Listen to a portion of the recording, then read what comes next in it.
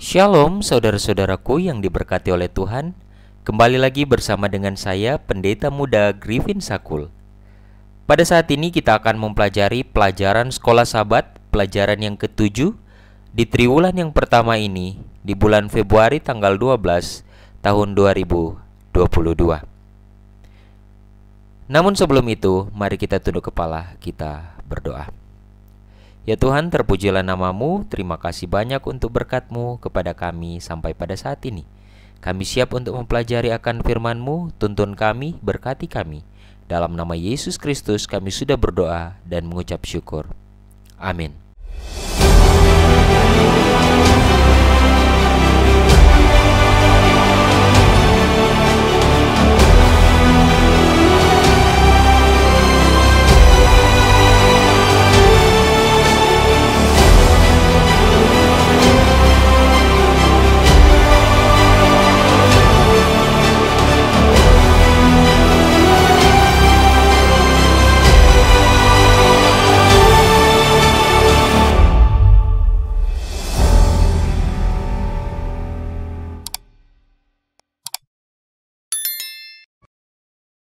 Saudara-saudaraku yang diberkati oleh Tuhan, pelajaran Sekolah Sabat kita saat ini berjudul Yesus Jangkar Jiwa. Dari Ibrani pasal 5 ayat 11 hingga Ibrani pasal 6 ayat 20, Paulus menghentikan pidatonya tentang keimamatan Yesus untuk menasihati pendengarnya. Dia menjelaskan kepada mereka mengapa mereka tidak siap untuk sepenuhnya memahami alasannya. Dia juga menegur dan mendorong mereka. Begitu pula dengan kita. Kita didorong untuk menghindari kemalasan dan kita harus berpegang pada jangkar jiwa Yesus. Ibrani 6 ayat 9. Pada saat ini kita akan melihat kembali 3 poin, yaitu mengecap yang baik dalam Ibrani pasal 6 ayat 4-5, kemudian jatuh ke dalam dosa pasal 6 ayat 6, dan tidak ada jalan kembali pasal 10 ayat 26-29. Kemudian berdiri pada masa sekarang, yaitu ada 2, pekerjaan kasih pasal 6 ayat 9-12, dan yang kedua jangkar jiwa pasal 6 ayat 13-20. Mari kita lihat yang pertama, mengecap yang baik.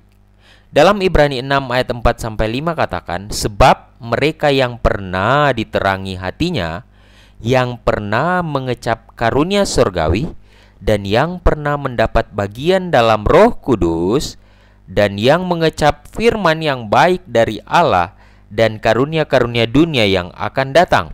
Apa maksudnya? Manakah yang merupakan pengalaman dari para pendengar Paulus dan kita saat sekarang ini? Mari kita lihat. Yang pertama, diterangi. Pada saat itu mereka telah bertobat dan dibebaskan dari dosa. Mereka telah meninggalkan kegelapan dalam Efesus 5 ayat 8. Begitu pula dengan kita.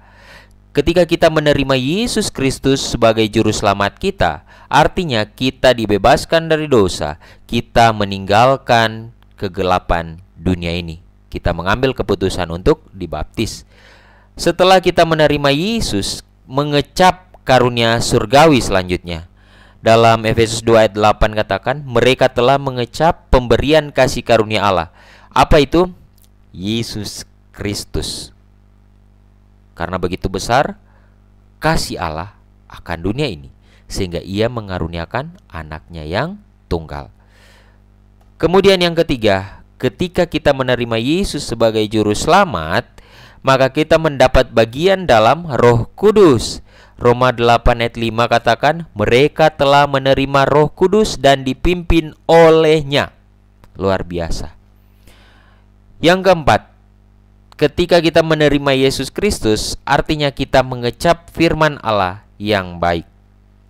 Yohanes 1 ayat 14, mereka telah mengecap firman Allah melalui kitab suci dan firman, ya. Dan kemudian mengecap yang baik, yaitu mengecap karunia-karunia dunia yang akan datang. Mereka mencicipi apa yang telah Allah persiapkan sebelumnya. Apa itu? kebangkitan. Kolose 2 ayat 12, pembaruan Roma 12 ayat 2, dan kehidupan yang kekal Yohanes 5 ayat 24. Artinya, saudara-saudaraku, ketika kita menerima Yesus Kristus sebagai juru selamat kita mengecap yang baik. Kenapa? Ketika kita terima, kita diterangi. Kita meninggalkan kegelapan dunia yang penuh dengan dosa, kita dibaptiskan. Kemudian kita mengecap karunia surgawi, artinya kasih karunia Allah, yaitu kematian Yesus.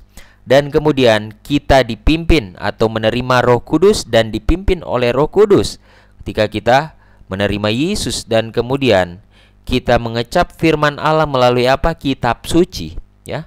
Dan selanjutnya kita mengecap karunia-karunia dunia yang akan datang, yang Allah persiapkan, yaitu kita diberikan kesempatan, keselamatan, yaitu kita memiliki pengharapan ketika Yesus datang, kita akan dibangkitkan ketika kita mati dalam kebenaran. Artinya memiliki kehidupan kekal. Kemudian kehidupan kita diperbaharui dan pada akhirnya kita memiliki hidup yang kekal. Luar biasa. Selanjutnya, jatuh ke dalam dosa.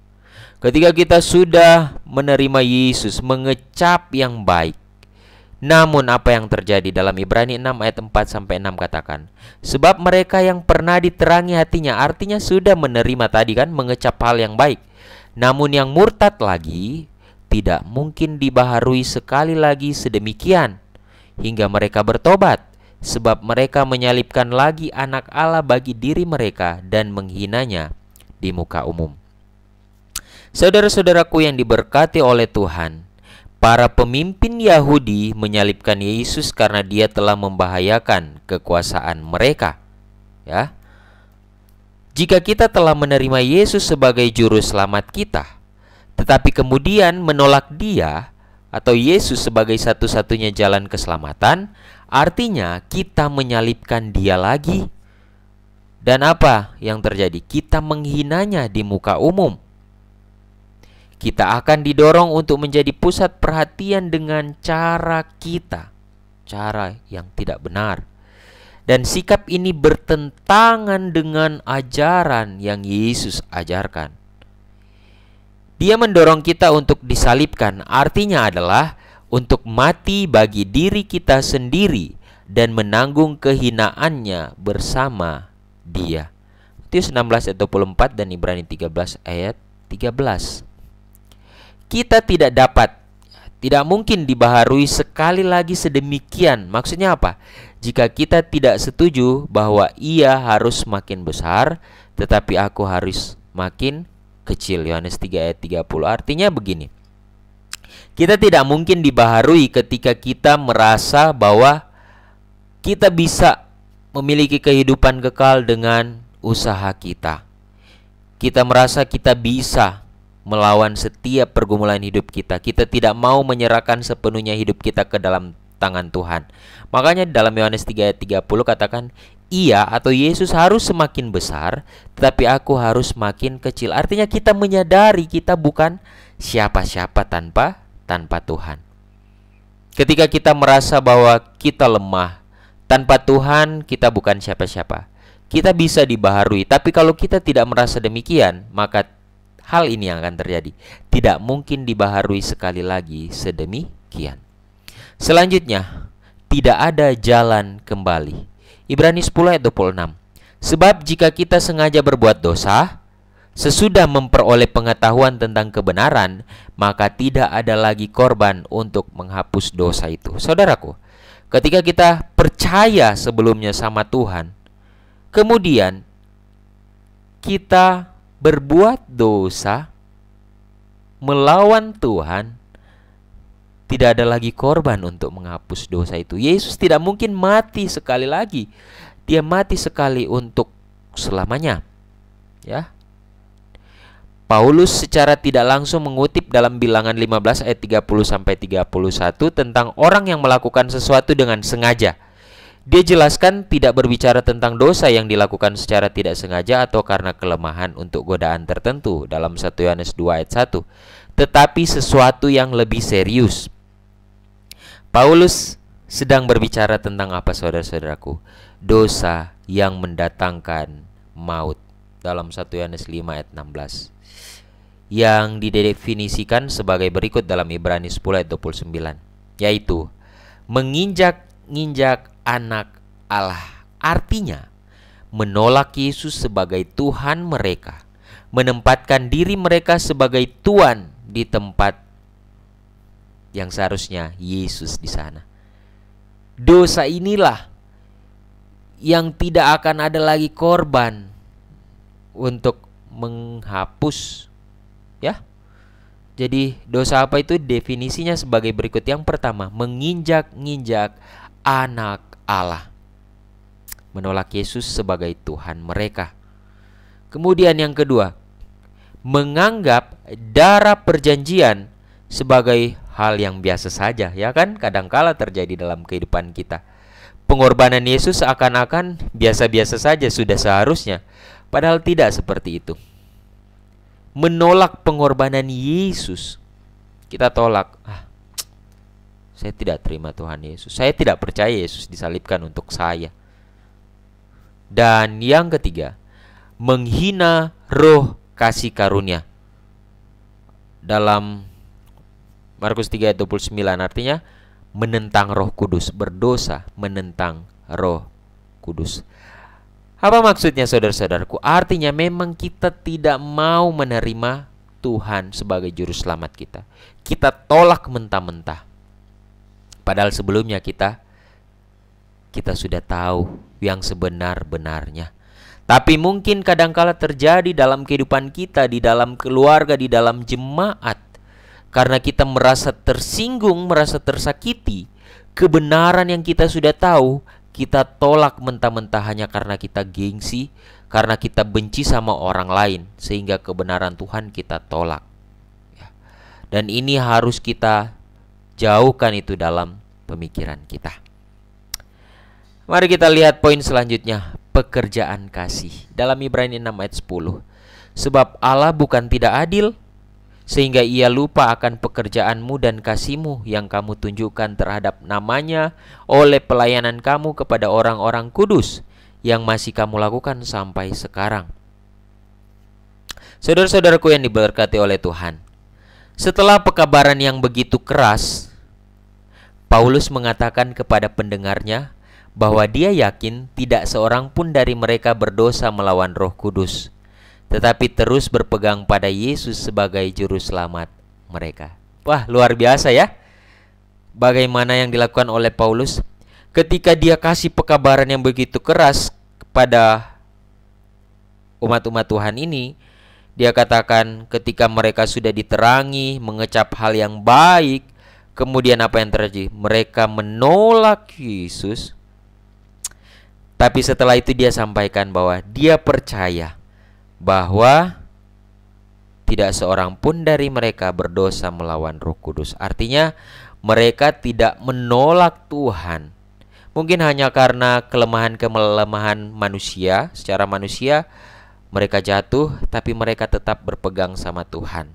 Tapi yang tadi pelajaran kita menunjukkan bahwa ketika kita benar-benar menolak Tuhan Yesus, padahal kita sudah tahu yang sebenarnya, tidak ada pengampunan, ya.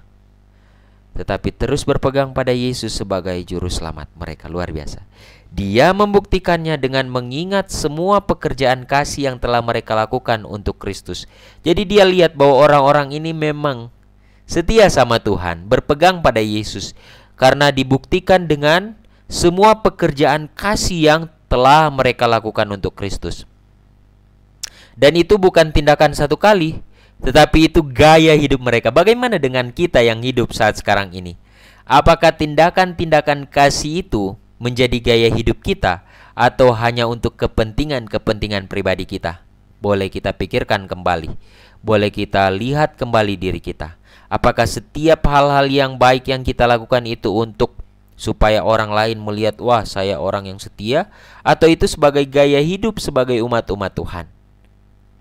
Dan dalam Wahyu 2 ayat 2-3 dan ayat 19, Allah mengakui, Allah menyetujui dan memuji jenis pekerjaan ini. Apa itu? Gaya hidup penuh kasih. Luar biasa saudara-saudaraku. Pengharapan tidaklah tetap hidup dengan latihan iman intelektual, tetapi dengan iman yang dinyatakan dalam perbuatan kasih. Ya. Pengharapan kita akan hidup kekal bukan hanya sekedar kita, oh iya saya tahu iman itu seperti ini, hanya pengetahuan intelektual saja. Tetapi dengan gaya hidup, perbuatan yang diwujudkan membuktikan iman itu sendiri, iman Yesus dalam hidup kita. Bagaimana supaya kita bisa melaksanakan itu? Biarkan Yesus tinggal di dalam hidup kita. Dan pada akhirnya jangkar jiwa apa? Maksudnya Ibrani 6 ayat 19. Pengharapan itu adalah sau yang kuat dan aman bagi jiwa kita yang telah dilabuhkan sampai ke belakang tabir. Paulus mengakhiri seruannya dengan menyebutkan kepastian keselamatan kita. Dia akhiri semua seruan-seruannya dengan menyebutkan kepastian keselamatan. Itu seperti jangkar yang teguh yang diikat dengan oleh dua kenyataan yang tidak berubah-ubah tentang mana Allah tidak mungkin berdusta. Ibrani 6 ayat 18. Janjinya tentu juru selamat dan sumpah yang mendukung janji itu dalam Kejadian 22 ayat 16 sampai 17 dan Mazmur 89 ayat 35 sampai 36. Tidak berubah. Janji akan keselamatan, diberikan juru selamat, dan janji itu pasti ditepati. Semuanya menunjuk kepada siapa saudaraku? Kepada Yesus Kristus. Pelajaran minggu yang lalu, imam besar kita, pengantara kita. Dialah raja kita, raja yang adil. Setelah Yesus naik, dia masuk ke belakang tabir menjadi pengantara dan duduk di sebelah kanan Allah sebagai perintis kita. Roma 8 ayat 34, Ibrani 6 ayat 20. Dan Yesus saudara-saudaraku tidak diragukan lagi adalah sau jiwa kita dan kepastian dari janji-janji yang akan datang. Tidak perlu kita khawatir. Kita punya Tuhan, punya imam besar yang sempurna, yang terus-menerus ada bersama-sama dengan kita. Untuk itu saudara-saudaraku, saya rindu kita semua untuk datang serahkan sepenuhnya hidup kita hanya ke dalam tangan Tuhan. Apapun yang kita lakukan setiap hari, serahkan sepenuhnya sama Tuhan.